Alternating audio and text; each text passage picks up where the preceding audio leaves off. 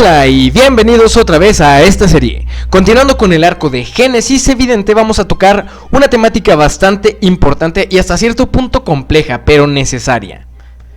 Es el tema de la madera, la brea y el cataclismo. Primero que nada, recordemos que Dios mandó a construir el arca y a predicar arrepentimiento durante 120 años.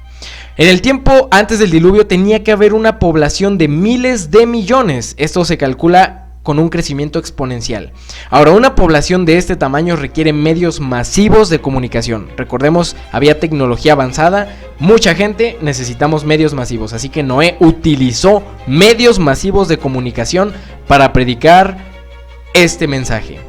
Ahora, a pesar de la fuerza que poseían los hombres de aquel tiempo, debido al gran tamaño de los árboles y la naturaleza de la madera, se necesitaba mucho más tiempo que ahora para prepararla. Esto según Elena de White. Vamos a hablar rápidamente del trabajo de este hombre. Este hombre es Ángel Berna, es un biólogo y él hizo un trabajo bastante interesante al respecto de la madera y la brea del arca. Vamos a dejar adjuntados los enlaces de sus conferencias donde presenta estos temas, y lo que nosotros vamos a hacer es ampliar aún más allá de lo que él pudo lograr. Aquí nosotros vamos a retomar bastante de su trabajo, pero no tiene desperdicio en absoluto que vayan a ver estas conferencias sobre la madera y la brea del arca, porque no tienen ni la menor idea de la extensión a la que llega. Nosotros solo vamos a tomar algunos puntos básicos para lo que nosotros vamos a ampliar. Ahora, respecto a este trabajo, Ángel Berna nos explica que el ciprés mediterráneo y el ciprés calvo, el mediterráneo es el que tenemos aquí arriba y el calvo es el que tenemos aquí abajo, tienen las cualidades perfectas para construir un barco, ya que la madera es imputrescible, mecánica y además tiene propiedades medicinales. Cuando hablamos de mecánica es que tiene las propiedades mecánicas necesarias para construir un barco. Ahora, el ciprés, especialmente el mediterráneo, geográficamente tiene su origen en Asia Menor, lo que es Anatolia, Turquía y Mesopotamia, que cuando lo ubicamos geográficamente es a un lado del arca, en las zonas donde el arca estuvo. Ahora, vamos a hablar sobre la vegetación paleozoica y mesozoica, las cuales tienen climas tropicales o semitropicales. Vamos a notar que el paleozoico y mesozoico son periodos antediluvianos. Y es necesario que sepamos las características climáticas de esto, porque tiene también mucha relevancia. Ahora, retomando parte de lo que Ángel Berna nos expuso, bueno, tenemos aquí estos ejemplos de el ciprés mediterráneo, la madera que da este ciprés, y el ciprés calvo, que nos da una madera especial cuando tiene cierta edad y ciertas condiciones de algunos hongos que nos dan una madera con ciertas propiedades mecánicas. Yo no voy a ahondar mucho en esto, para esto les insto a ustedes a que vayan a ver este video. El punto es que estas maderas se pueden encolar, o sea, unir con un pegamento, y fue prácticamente lo que Noé hizo. Ya veremos más adelante un poco de esto. Muy bien, aquí presentamos una tabla de eras geológicas. Tenemos los tiempos precámbricos, la era paleozoica, la mesozoica y la cenozoica. Ahora, vamos a notar que mencionamos la paleozoica y la mesozoica, y habíamos dicho que tenían climas tropicales o semitropicales, y estas son épocas antediluvianas. Bueno, cuando hablamos de un clima tropical o semitropical, resulta que vamos a irnos a el Sequoia National Park, que anteriormente ya lo habíamos mencionado. ¿Por qué? Porque resulta que este es un lugar casi único en la Tierra. ¿Por qué? Porque tiene una precipitación de niebla constante. Esto nos recuerda al tiempo antes del diluvio, cuando la Biblia nos dice que la Tierra se regaba por medio de un vapor. Bueno, aquí en el Sequoia National Park en California prácticamente funciona así, una precipitación de niebla constante. ¿Y qué produce esto? Una vegetación exuberante, unos árboles que podemos aquí ver el tamaño comparado con un humano.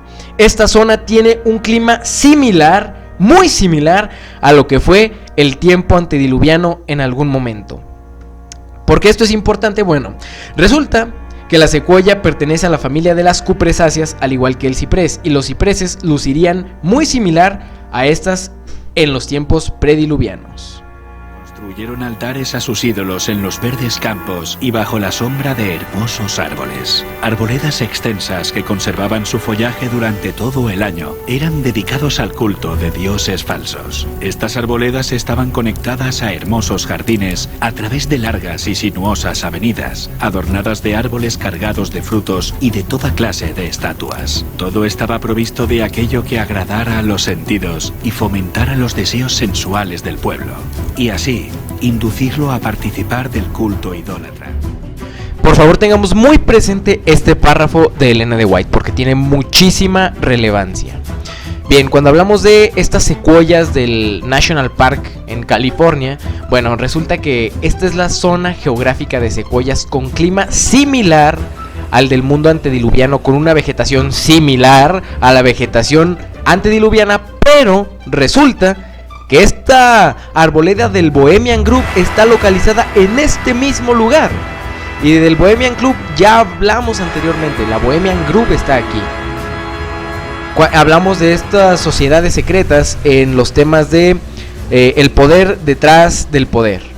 Y vaya que es interesante que tengan un ídolo con una arboleda especialmente dedicados a ellos, como se hizo en el tiempo antediluviano. Ahora es interesante pensar que la madera de la secuoya roja, que es la que hay aquí, del Red Sequoia National Park, es usada para santería y brujería, así que tiene un fin más allá de lo que parece, es algo más conectado hacia puertas dimensionales e idolatría, así que es totalmente un análogo de lo que pasó en el mundo antediluviano. Y bueno, si vieron esas temáticas, pues ya sabremos qué se realiza ahí, y si no las han visto, les recomiendo que lo vean. Su paja especialmente cara. Once again, Midsummer sets us free.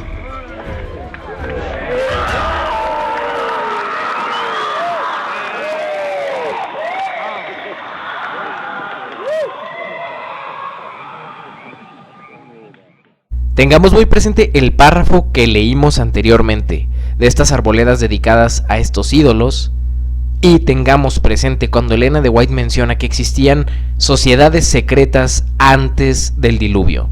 Estas sociedades secretas mediante las cuales Satanás trabajó también en ese tiempo, así que esto es un reflejo total. Bien, anteriormente habíamos mencionado que no podíamos asegurar totalmente que este barco fuera el Arca de Noé, esta formación rocosa. Por lo tanto, nos hemos dado desde ese momento la tarea de investigar, y ahora les presentamos el final de nuestra investigación. Les pedimos que pongan particularmente atención a esto porque no lo van a encontrar en ningún otro lado. Hemos dado continuación al trabajo de Ángel Berna, y también esperamos que los detractores de Ron Wyatt, todos aquellos que digan que es un mentiroso, pues al menos consideren esta información. Muy bien, tenemos casos de barcos antiguos con registros históricos que han sido enterrados o fueron naufragios, como el caso del HD Maxwell, el WR Grace, el USS Yankee, el caso del Sutton Hoo en Ladviskvet en Dinamarca, y todos ellos curiosamente tienen la misma forma o muy similar a la formación rocosa de la que estamos hablando. Bueno, dado que nosotros vamos a ser bastante estrictos y como el método científico nos indica no ser parciales, bueno, vamos a suponer que realmente esta podría no ser el Arca de Noé. Por lo tanto, vamos a darle voz, porque se necesita darle voz a todos los detractores con su evidencia científica. ¿Hay realmente evidencia de que esta no es el Arca? Bueno, vamos a ver. Bien, para que no digamos que los científicos no tienen evidencia para decir que esta formación rocosa no es el Arca de Noé, bueno, aquí aportamos 3 papers, que es lo que resume mejor los puntos que vamos a presentar. Sin embargo, yo consulté muchísimos. Muy bien, la localización del arca es el primer punto en contra. La Biblia nos dice que el arca reposó en el día 17 del 7º mes y los picos de las montañas se descubrieron el día 1 del 10º mes, aproximadamente 70 días después. Resulta que las montañas en las que se encuentra la formación de Drupinar están kilómetros por debajo del pico del Ararat, lo cual no tiene sentido si la Biblia nos dice que los picos se descubrieron después de que el arca reposara. Por lo tanto, aquí hay una diferencia de kilómetros de altura y eso no tiene sentido comparado con la Biblia. Ahora, el Ararat es un volcán y se encuentra en la zona de Tendure, que también es una zona volcánica. Por lo tanto, es más posible que esta formación sea una formación rocosa producto de eventos volcánicos. Y hay ciertas explicaciones que modelan esta posibilidad. Ahora, cuando hablamos del arca, hablamos de que había unas líneas paralelas de hierro que se encontraron que nos demostraba que era hecha por el hombre. Sin embargo, el primer punto es que son líneas de hierro encontradas con varillas de radiestesia. Ya veremos a qué se refiere esto. Y bueno, las líneas de hierro no son exclusivas del arca. También se encuentran en zonas cercanas y pues no podemos decir que estas zonas cercanas sean efectivamente el arca de Noé o hechas por el hombre. Cuando hablamos de las anclas, que es una evidencia que se toma como muy sólida, tenemos que el análisis químico, isotópico y mineralógico determinan que el origen de las rocas es local, o sea, de esa misma zona. Si fueran anclas del arca de Noé, los análisis resultarían diferentes a las rocas de la zona, lo que nos indicaría que estas anclas en realidad eran estelas de uso ritual para los paganos de esa región. Si fueran anclas del arca de Noé, tendrían que haber sido traídas del otro lado y no de esa misma locación según los análisis químicos. Ahora, cuando hablamos de que había madera petrificada en esta arca de Noé, bueno, pues la evidencia que se usa es que son rocas con 4.95% de carbono orgánico en el interior y 1.88 en el exterior. Esto fue lo que Ron Wyatt tomó como evidencia para decir que las rocas de aquí son madera petrificada. Sin embargo, estos porcentajes de carbono orgánico caen en límites normales de carbono en el suelo, lo cual sería consistente, según Morris, dice que la roca fundida se enfrió en zonas donde el suelo tenía tierra, rocas y vegetación, elevando los niveles de carbono. Él dice que esto demuestra la falta de formación de Ron Wyatt. Ahora, vemos estas rocas y tampoco tienen anillos de crecimiento, lo cual demuestra que en efecto son rocas y no fósiles. Y no hay estructura celular, porque resulta que toda madera fósil tiene estructura celular. Cuando se ve en un microscopio, esta madera no tiene estructura celular, así que es una roca. Bien, cuando hablamos de los pernos del arca, anteriormente habíamos dicho que eran una mezcla de titanio, hierro y aluminio, etc. Pero resulta que son productos geológicos. Los metales no están en estado puro, sino en composiciones mineralógicas naturales. Y aquí el error de Ron Wyatt fue el tipo de análisis que se usó, que le dijo los elementos que constituían estos pernos, no le dijo las composiciones mineralógicas de ellos. Una vista cercana de granos nos muestra magnetita, que son los negros, en un soporte de hierro, decía Ron Wyatt, un perno, que ha sido alterado a limonita, que son las franjas marrones, y cementada con calcita blanca, clorita, que es la de verde azulado, y minerales arcillosos grises. No hay metal de hierro presente, y esto se puede apreciar en esta vista de 40 aumentos. No hay metal de hierro presente, sino derivaciones o composiciones mineralógicas que contienen estos elementos. Entonces, pues parece que la evidencia está toda en nuestra contra. Entonces, y ahora hablando del uso de las varillas de radiestesia, bueno, esto es pseudociencia, no es ciencia. Es muy usada, pero es pseudociencia. No hay una base científica que apoye esto para lo que Ron Wyatt la utilizó. Ahora sí, el detector de metales después obtuvo líneas paralelas de hierro. Un detector de metales ya es algo formal, no esto que es pseudociencia, las varillas de radiestesia. Sin embargo, también se obtuvieron estas lecturas más allá del arca, de las líneas paralelas de hierro. La pregunta es, ¿por qué? Si estas líneas demuestran que son hechas por el hombre, estas líneas de hierro demuestran una estructura hecha por el hombre, ¿por qué la encontramos más allá del arca, en zonas que no pertenecen a esta estructura? Bueno, hasta aquí tenemos casi la evidencia en contra. Bien, con todo lo anterior nos toca a nosotros poner sobre la mesa nuestros propios argumentos para defender a Ron Wyatt. Y comenzamos hablando sobre la geología del monte Ararat. Primero que nada mencionar que la formación de este monte comienza en el Mioceno tardío y Plioceno, que son periodos que se ubican justo después del diluvio. Por lo tanto, el monte Ararat es más reciente de lo que pensamos. Cuando hablamos de que se descubrieron las cimas de las montañas, el monte Ararat todavía ni existía. Ahora, la actividad volcánica continua e ininterrumpida se dio tanto durante el diluvio como después del diluvio. Va a haber esta actividad volcánica que va a influir en el monte Ararat. ¿Cómo? Bueno, cada emanación de flujo hacía más grande esta montaña. Con cada emanación este monte adquiría más altura. Y sumemos a esto la actividad tectónica que ocurrió durante y después del diluvio, porque con el diluvio la tierra quedó pues prácticamente desordenada en cierta forma. Tenía que reordenarse, volver a entrar en lo que se le llamaría una especie de metástasis, por decir así, un equilibrio.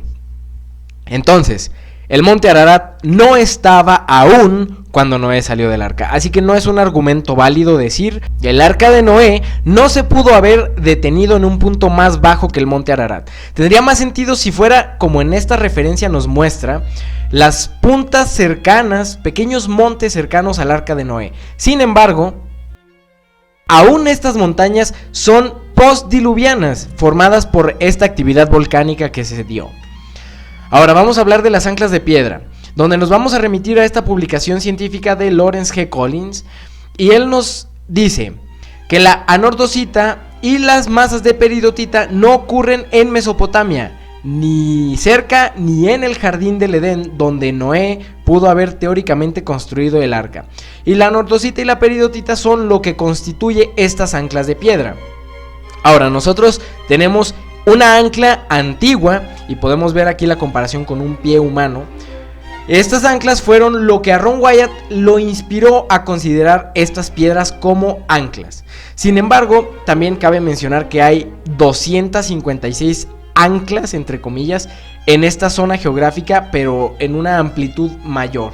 Por lo tanto, o Noé tenía 256 anclas en su arca, o tal vez no son precisamente del arca de Noé. Bueno, vamos a ver. Respecto a dónde se ubicaba el jardín del Edén, bueno, nosotros no vamos a entrar en todos los detalles, pero aquí podemos ubicar en estos mapas dónde se pudo haber ubicado el jardín del Edén, dónde se pudo haber construido el arca y dónde se detuvo el arca. Tenemos aquí estas imágenes.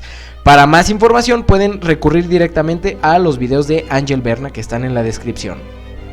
Ahora, vamos a remitirnos un poco a este paper donde vamos a hablar de que los montes sagros, y aquí tenemos el mapa, son clave en la ubicación. ¿Por qué? Porque resulta que tenemos anortositas comunes en cordilleras formadas por Alpine, Dinaride, Balcán, Taurus, Póntide, Cáucaso, Sagro y también de los Himalayas.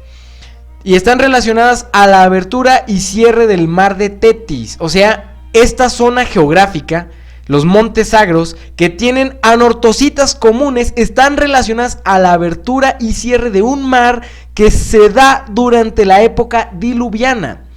Además de que aquí vamos a hablar de la formación de ofiolita cretácica de Kizildag, que es anortosita y peridotita. Por lo tanto, podríamos concluir que sí se pudo haber obtenido material de esta misma zona geográfica, porque antes del diluvio las condiciones geográficas lo habrían permitido, ya que la distribución no está tal cual está ahorita.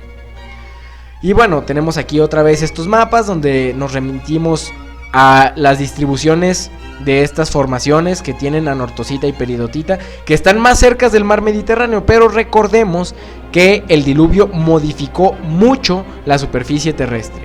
Y bueno, esto viene siendo en Turquía. Ahora, dado que la locación del Edén no es concreta, la placa arábiga presenta muchas posibilidades que no necesariamente obstaculizan la propuesta. El arca estaría prácticamente en las cercanías geológicas de donde se construyó. Y bueno, más detalles, les dije, están en la madera y la brea del arca respecto a la ubicación del jardín del Edén. Bien, aquí estamos presentando uno de los mapas de Samuel Bocart, donde él ubica dónde estaba el jardín del Edén y también dónde estaba la cordillera en la que reposó el arca de Noé. Ahora, nosotros no vamos a profundizar mucho aquí, sin embargo vamos a hacer pues una comparación de su mapa, que no es tan exacto con un mapa, ahora sí que prácticamente de Google Earth. Y bueno, más o menos el jardín del Edén se vendría a haber ubicado aquí. El arca de Noé se debió haber construido en esta zona, en el vado del Capro. Y finalmente tenemos donde Ron Wyatt dice que el arca reposó en Turquía. Vamos a mencionar que las anclas se encuentran en esta misma zona. El asunto es que si el arca se construyó aquí, las rocas deberían demostrar un análisis químico como las de aquí. Bueno, pensando en que los montes sagros están relacionados también a el movimiento diluviano, muy probablemente estas rocas pudieron haber sido de esta zona sin ningún problema. Pero bueno, eso es solo una posibilidad. Ahora, esta ancla que tenemos aquí ni siquiera se encuentra cerca del arca, está muchísimos kilómetros alejada y no pertenece a lo que Ron Wyatt calificó como las anclas de piedra del arca. Por lo tanto, no necesariamente todas las rocas son anclas. Tenemos una posibilidad, que hubiera un uso primero que derivó en paganismo de culturas posteriores y el uso de piedras como lápidas y tumbas. ¿Por qué? Porque las anclas se han usado como lápidas de tumbas. Y bueno, el otro asunto es que pues no sean anclas. Y esto no es el fin del asunto, porque aunque Noé no haya usado anclas, pues no significa que esta formación rocosa ya no sea el arca de Noé. Incluso podríamos decir que no todas las rocas son anclas reales del arca de Noé, sino que otras culturas posteriormente las imitaron. Y bueno, ahora vamos a hablar sobre los anillos de crecimiento, porque dijimos que la madera del arca de Noé no tiene anillos de crecimiento. Bueno, vamos a mencionar unas referencias, vamos a establecer algunos periodos, porque esto es muy interesante. Primero que nada, más del 50% actual se formó en el Cretácico, que fue la última extinción masiva en el periodo de los dinosaurios. Elena de White dice: en ese tiempo, en el diluvio, inmensos bosques fueron sepultados. Desde entonces se han transformado en el carbón de piedra y han producido también inmensas cantidades de petróleo. Por lo cual podemos ver aquí que Elena de White acertó hace más de 100 años con esto. Y vemos el Cretácico como un periodo clave en la formación de este petróleo, por lo tanto directamente relacionado al diluvio. Bien, aquí vamos a resumir prácticamente 40 minutos de información en una sola diapositiva. La información aportada por Robert y David Gentry, vamos a resumir varias de las investigaciones que ellos tomaron en cuenta. La conclusión es que madera, más calor, más presión, más en ciertos casos agua, nos va a dar como resultado carbón y petróleo. Normalmente nosotros pensamos que el carbón y el petróleo se forman durante millones de años. Sin embargo, la obtención de estos combustibles puede ser en 8 meses cuando tenemos las condiciones adecuadas: madera, calor, presión y agua. No en millones de años, 8 meses, y hay experimentos que lo demuestran. Ahora, si quieren profundizar la evidencia, vayan al video en la descripción, donde tenemos las fuentes y evidencias de Robert y David Gentry. Muy bien, hablamos de que la extinción masiva del Cretácico terciario sucedió y es parte importante del diluvio. Aquí aparecen 50% de las especies, casi de la nada. Aparecen los mamíferos y más del 50% de reservas de petróleo. Además de que comienza la separación de placas tectónicas, así que directamente es una era catastrófica. Vamos a asociarla con el diluvio directamente. Este diagrama ya lo hemos visto anteriormente y nos pone las capas geológicas. Bueno, aquí tenemos estas dos líneas amarillas. Ya determinamos que el Cretáceo pertenece al periodo del diluvio. Pero aquí vamos a ver que el Plioceno, aquí yo lo marqué, ya vendría a ser la época postdiluviana. Esto lo hice yo correlacionando el evento bíblico con la descripción del clima que también nos da Elena de White del mundo antediluviano y la evidencia que hay en estas capas geológicas. Bueno, después de yo hacer esto, pasó bastante tiempo y me di a la tarea de buscar un poco más. Y resulta que en otras fuentes creacionistas me encontré este diagrama. Prácticamente llegaron a las mismas conclusiones que yo llegué. Y no es que yo diga que soy el gran lumbreras, pero tenemos evidencia suficiente para suponer que esto así es. De aquí ellos deducen que del Cámbrico al Cretácico son las aguas del diluvio elevándose, y del Paleoceno aproximadamente al Plioceno es el descenso de las aguas del diluvio, y del Plioceno, Pleistoceno en adelante es el periodo postdiluviano, que es casi lo mismo o exactamente lo mismo que yo concluí. Y bueno, aquí vamos a comenzar a mostrar estos ejemplos de papers que consultamos respecto a los anillos de crecimiento. Por si alguien quisiera consultar, aquí vamos a presentar también las conclusiones de la información después de consultarla. Hablamos sobre los anillos de crecimiento, cuáles son las causas, por qué la madera de Ron Wyatt no tiene anillos de crecimiento. Bueno, vamos a descubrirlo. Las conclusiones son, primero que nada, La madera tropical no contiene anillos porque son estacionales. O bueno, pueden tenerlos pero son muy poco visibles. La madera tropical. ¿Por qué? Porque el anillo se forma por el paso de la estación húmeda a la seca. Y en un clima tropical no existe ese paso de estación. Normalmente siempre hay humedad. Entonces, o son poco visibles o no los hay. En el periodo Cretácico superior resulta que está caracterizado por el clima tropical y semitropical. Y la madera de este periodo no tiene anillos de crecimiento. Así que está mal decir que la madera de Ron Wyatt, solo por no tener anillos, no es madera. Ahora, en todo caso, también hay madera antediluviana con anillos. ¿Y a qué se debe a esto? Bueno, ¿de dónde viene esta madera fósil? Bueno, primero vamos a mencionar algunas cosas. Que la madera del Carbonífero, Jurásico y Cretácico temprano sí tiene anillos, y esto es antes del diluvio. Muy bien, ¿por qué tenemos madera antediluviana con anillos? Y bueno, vamos a analizar un poco del paleoclima. Primero que nada, podría haber algunos árboles con anillos si es que estos árboles vivían en zonas más interiores separadas del mar. Esto es una razón para que haya anillos en clima semitropical o tropical. Ahora, tenemos un ruido de variabilidad, lo que hace que no siempre sean aptos estos anillos para hacer un análisis paleoclimático, porque los científicos toman los anillos y en base a esto dicen, oh, el clima del tiempo antes de tal época debió haber sido así, por los anillos. Sin embargo, este ruido de variabilidad hace que no siempre sean aptos estos anillos para hacer este tipo de análisis. Ahora, la actividad de herbívoros y artrópodos puede generar anillos en los árboles. También tenemos anillos falsos generados al final del ciclo de crecimiento del árbol. Y vamos a pensar, ¿cómo influyó el hombre antediluviano en su entorno? Muy probablemente muchas de las actividades que se realizaron en ese tiempo, tal vez industriales, llegaron a afectar el desarrollo de los árboles. Podría ser una razón también para la presencia de anillos. También tenemos factores endógenos, o sea, interiores de la célula del árbol, y genéticos que también nos producen anillos sin necesidad de que se requiera un cambio climático brusco. Y finalmente, aún moderadas estaciones son factores para que se creen estos anillos. Muy bien, pues vamos a ver qué dice Elena de White sobre estas estaciones.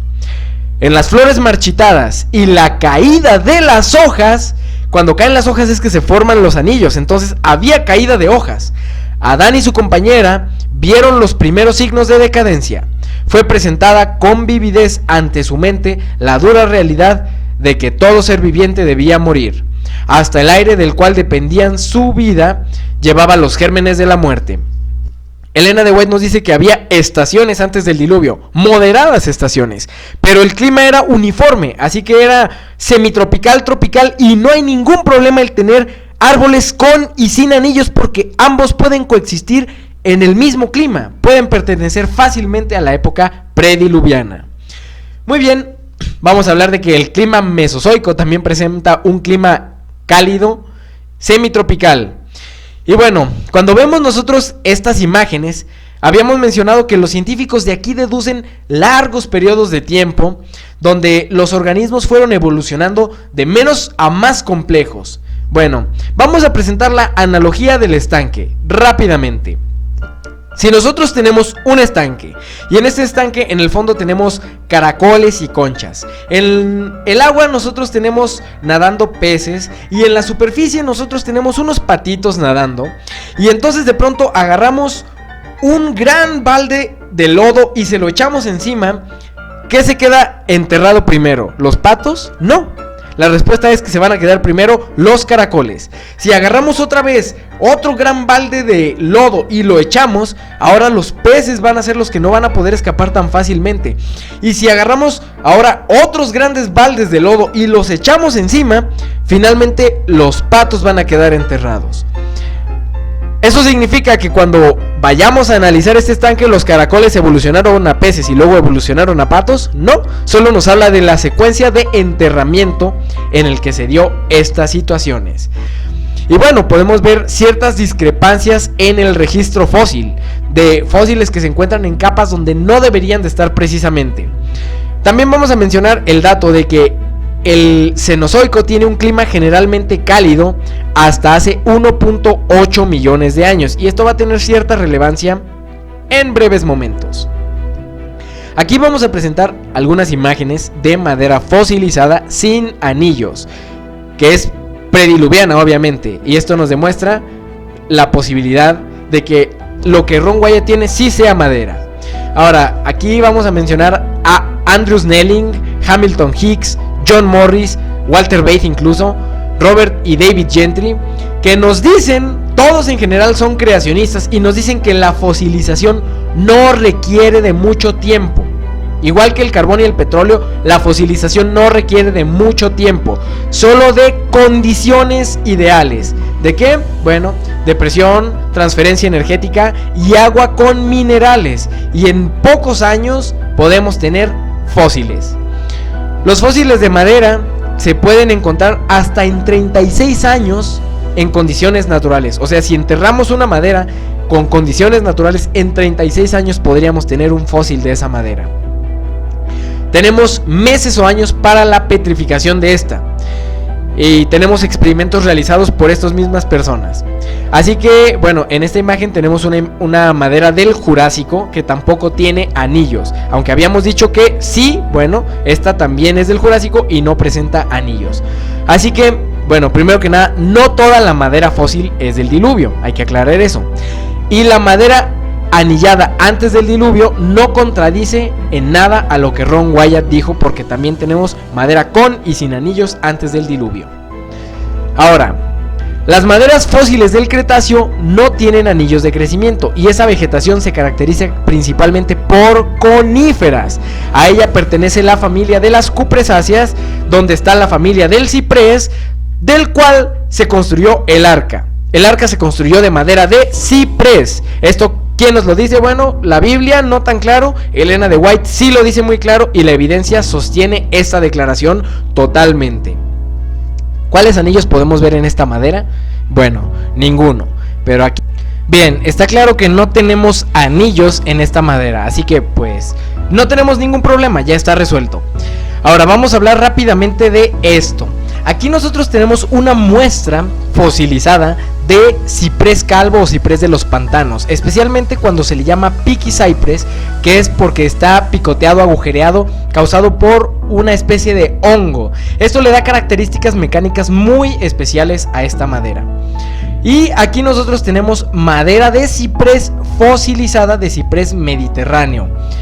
Y es interesante ver esta comparación. Bueno, Ron Wyatt, ¿qué nos dice? Ron Wyatt nos dice que la madera que se usó en el arca fue una cola, o sea, capas con pegamento de ciprés picky cypress y ciprés mediterráneo. ¿Y cómo lo concluyó él? Bueno, pues porque tenemos esta muestra de madera que tiene 3 capas. A lo mejor no es tan visible, pero aquí tenemos una capa, aquí tenemos otra capa. Y bueno, especialmente esta parte muestra estos puntos, está moteada, de lo cual Ron Wyatt concluyó que era un picky cypress. Elena de White nos dice que el arca se construyó de madera de ciprés, y la Biblia nos dice que era de madera de gofer. Bueno, gofer tiene algo muy especial que ver con todo esto, pero si quieren los detalles van a tener que ir a ver la serie de La madera, la brea de Ángel Berna. Finalmente nosotros concluimos con esta parte. ¿Por qué? No hemos terminado con todos los aspectos de el arca, pero hemos concluido con que no hay ningún problema con que el arca presente o no anillos en su madera. Y bueno, los veo en el próximo episodio, porque aún no terminamos de poner todos los argumentos sobre la mesa. Realmente lo que encontró Ron Wyatt es el arca. Cabe mencionar que esto muestra brea. Esto que se ve aquí es brea, y vamos a ver que es brea vegetal roja. Pero nosotros no tenemos los detalles aquí. Para eso ustedes van a tener que ir por su propia cuenta a ver la serie que presentó Ángel Berna.